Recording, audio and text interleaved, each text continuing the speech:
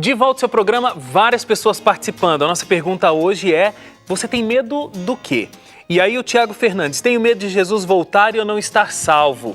Flavinha Couto: tenho medo de barata e medo de falar em público. Ó, Flavinha, você tá lá na porcentagem alta ali, né, dos que tem medo de falar em público. Mas sempre dou um jeito de enfrentar meus medos, só o da barata não enfrentei ainda. O jeito é gritar pedindo socorro quando aparece uma. A maioria das mulheres faz isso mesmo, né? Rayane Cavalcante: nos dias que vivemos hoje, o que mais coloca medo é a violência. O medo de andar nas ruas, o medo de perdermos nem tanto os bens materiais, mas com certeza o medo de perder a vida. Jaqueline Mock: tenho medo de não ter sabedoria o suficiente para educar meus filhos nos caminhos do Senhor, pois o pecado tomou conta do mundo e tudo está uma perversidade só. Mas peço a Deus todos os dias para Ele, com sua infinita graça, dar a mim e ao meu marido sabedoria dos céus, e Ele tem nos honrado sempre. E aí seguem várias participações que eu vou lendo daqui a pouco, todo mundo colocando os seus medos aqui em questão. Doutor, vamos voltar aqui na pesquisa. 41% disseram que tem medo de falar em público e só 19% tem medo de uma doença, só 19% tem medo da morte. Por que isso? Por que, Wagner? A grande questão é a seguinte: quando eu estou falando em público, eu tenho nitidamente aquela sensação de que estou sendo avaliado. Ah, é o medo da avaliação. Justamente. O medo de como vão estar avaliando como é que eu estou me comportando, avaliando como é que eu realmente estou tratando daquele assunto, qual é o domínio que eu tenho sobre aquele assunto, entende? Então, na verdade, quando a gente está falando desse medo de falar em público, basicamente nós estamos falando disso, o medo da avaliação. E aí é interessante a gente notar o seguinte, Wagner, até uma coisa que você falou no bloco anterior, sobre a questão das origens desses medos. Pois é, de onde surge? Eu diria para você, Wagner, o seguinte, que a maior parte existe realmente medos que eles podem originar de uma questão hereditária, genética. Ah, é? Tem o medo que vem pela genética? Sim, pode até acontecer, Sim. Mas eu vou dizer para você que a maioria dos medos, na verdade, eles acabam sendo produzidos na infância. Algum trauma na infância. Sim. Mas numa relação direta, por exemplo, alguém tem medo em falar em público, é porque alguém deu risada no momento em que ele falou para um grupo de pessoas e aí ficou com medo.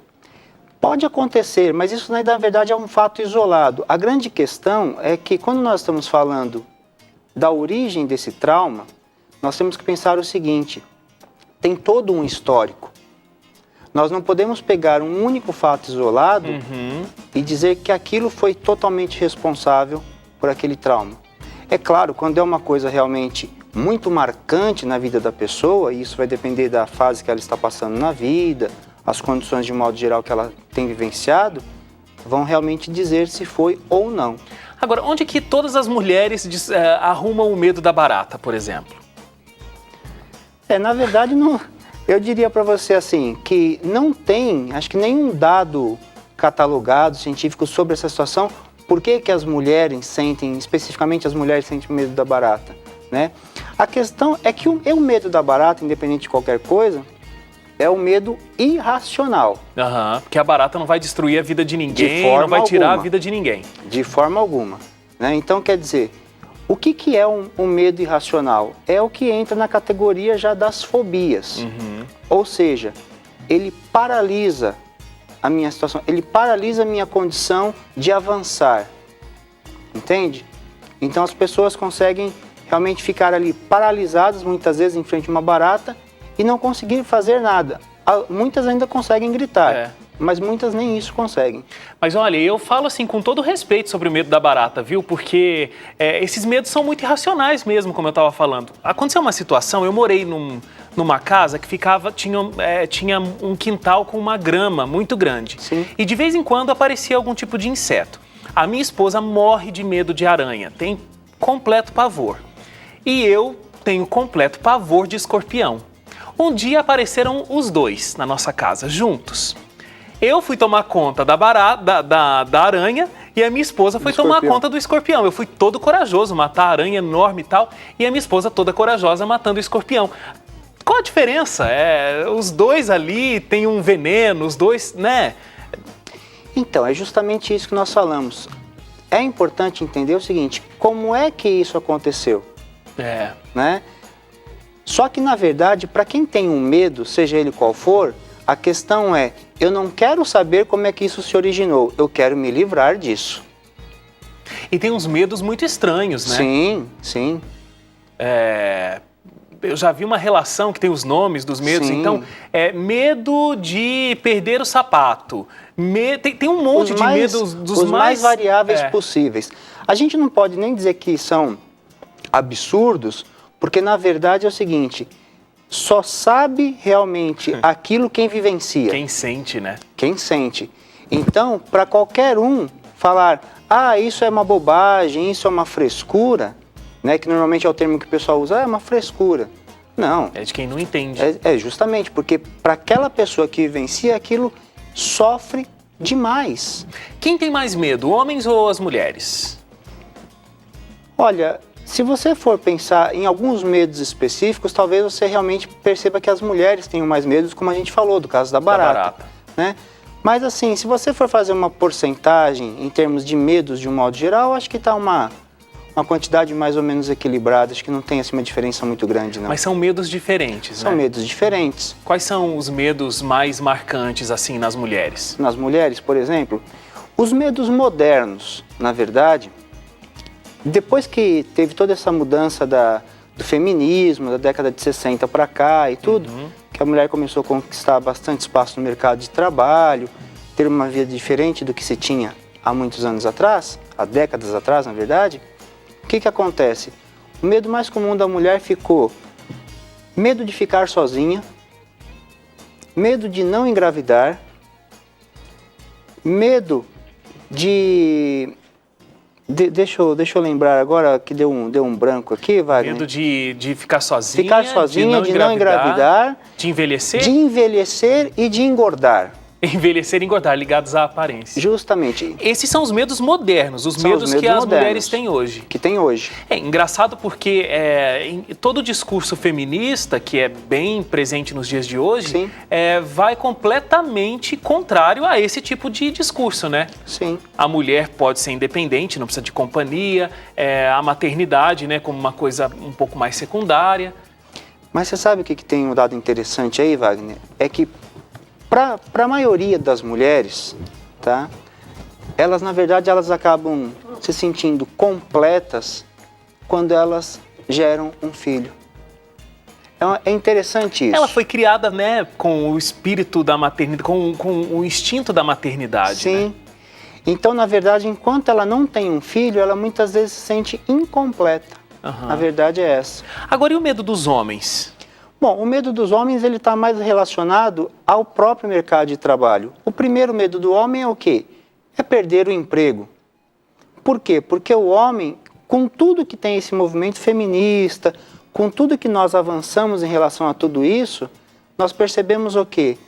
Que o homem ainda tem essa ideia de ser o provedor do lar. Ele se vê como provedor do lar. E se vê como provedor do lar. Tanto é que os homens, eles sofrem muito de problema de autoestima quando ele não é o provedor do lar ou quando muitas vezes a mulher ganha mais do que ele.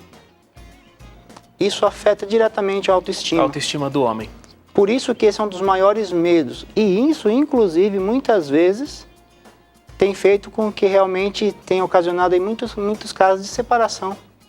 Olha, gostem ou não, eu acredito que Deus criou assim. O homem tem a responsabilidade de ser o provedor e a mulher tem responsabilidades N na condução da família também, né? Então, cada um foi criado com esse propósito e talvez a origem dos medos sejam justamente por isso, né? Foram criados com propósitos específicos. Você só corre o risco de chegar aí fora e ter alguém esperando para te bater, hein? Esse é um risco não, que tá você tranquilo, corre. Né? Concordam comigo? Tudo certo? Amizade. Doutor, vamos falar do medo nas crianças, porque o senhor falou que esse medo muitas vezes se origina ali naquele período da infância. Sim. Como é que deve ser a reação dos pais quando eles percebem que a criança está desenvolvendo um medo, está desenvolvendo algo nesse caminho? Olha, Wagner, a pergunta é muito interessante porque o que acontece? Às vezes, os pais não estão muito atentos a isso, né? Então, cabe aí até um recado mesmo para os pais. Fiquem atentos aos seus filhos. Percebam os indicadores de medo que seus filhos têm, né? Porque realmente, às vezes, é tratado isso como uma coisa secundária, né? E o pior, aí só para fazer um contraponto com isso, Wagner, a grande questão é que todos nós também somos criados com a ideia de que nós não devemos ter medo. Né? Então, desde criança, já é incutido na cabeça de cada um de nós a seguinte ideia: olha, você não pode ter medo. Então a criança muitas vezes vai até esconder do pai o medo que tem. Não só a criança. Quantos adultos hoje não assumem os medos que têm? É verdade. Não assume por quê? Porque é isso. Já está internalizado em cada um de nós essa ideia. Não se pode ter medo. Não se pode ter medo, porque se eu tiver medo, eu sou fraco. Agora, voltando no assunto das crianças, eu acho que tem que ter um cuidado também, né? Sim. Por exemplo, eu não sei se hoje ainda se usa isso, mas tem aquelas coisas, né, do bicho-papão, as canções de niná, né, que a cuca vem pegar, o boi da cara preta. Eu já vi assim, se você ficar mexendo nisso, o policial vai vir aqui, hein? Sabe? Pois Ficam é. colocando medos nas crianças que eu acredito que não deveriam se colocar. Não, Wagner, na verdade você tocou num ponto muito interessante e que esse é um dos piores prejuízos que o pai pode causar a uma criança. Fazer esse tipo de coisa que você está dizendo. Porque justamente vai desenvolvendo na criança um medo e que muitas vezes não se sabe a origem dele, e ela vai realmente absorvendo tudo aquilo, né? Agora, voltando também à questão que você colocou, como fazer, né, com a criança? É muito importante perceber o seguinte: com a criança em particular, é bom você poder falar para ela: olha, vamos fazer isso juntos. É mostrar que você está ao lado dela. Você não vai resolver por ela, mas você vai resolver com ela. E aí ficar mostrando o caminho, né, da resolução. Sim. Muito legal. A gente vai fazer mais uma paradinha para o intervalo. Qual é seu medo? facebook.com/seuprograma, Twitter @seuprograma. Quero ouvir tudo. Eu volto lendo mais algumas participações e tirando mais dúvidas aqui sobre medo. Não sai daí, a gente volta já.